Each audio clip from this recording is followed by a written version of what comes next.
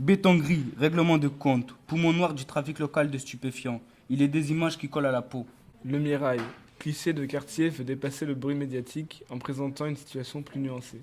Ce reportage offre une balade urbaine. En mettant en avant le patrimoine architectural du château de la Rennerie du XVIIIe siècle au tripode de Condilis du XXe siècle. Et en s'appuyant sur les associations qui tissent le vivre ensemble, se dessine un autre quartier. Solidaire, vivant et finalement attachant. En plus d'essayer de changer le regard, le projet Le Mirail, cliché de quartier, questionne notre rapport au quartier. Choisir de quitter le quartier ou de rester pour le transformer. L'attente d'un renouvellement. Démolir pour reconstruire dans le cadre de grands projets de ville.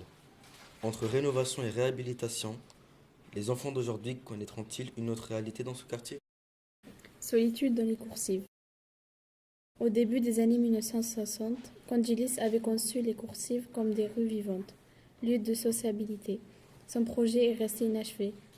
Aujourd'hui, les habitants passent rapidement. Rencontre et partage. Prisonnier du ghetto, comme l'est le lait de la noix de coco. Slam Miloud, poète jardinier que nous avons rencontré. Un débat plein de passion s'engage sur la mixité sociale et la capacité à réussir. Grandir dans la cité, est-ce un frein ou un moteur?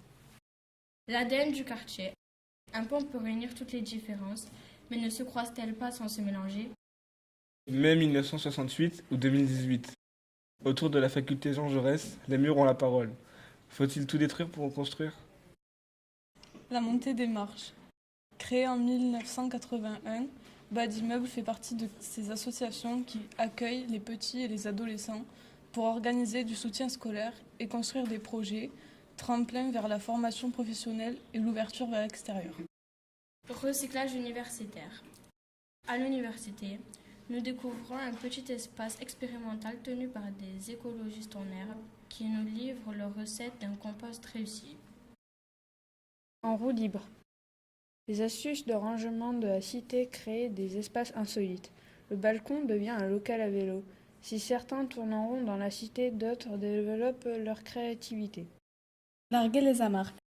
Catherine Beauville, directrice de la Gargouille, défend passionnément le patrimoine des quartiers populaires. Ces balades urbaines nous font porter un regard nouveau sur un espace proche et pourtant méconnu. Des petits espaces partagés.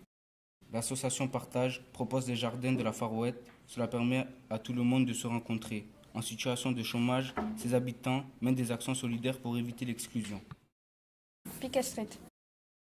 Entre mondialisme et occitanisme, il y a Pikachu de la Rennerie. Il a intégré les codes de la cité pour exister. Notre Versailles. Une pépite architecturale, une folie du XVIIIe siècle s'entoure d'un parc et d'un bassin remarquables. Qui le sait?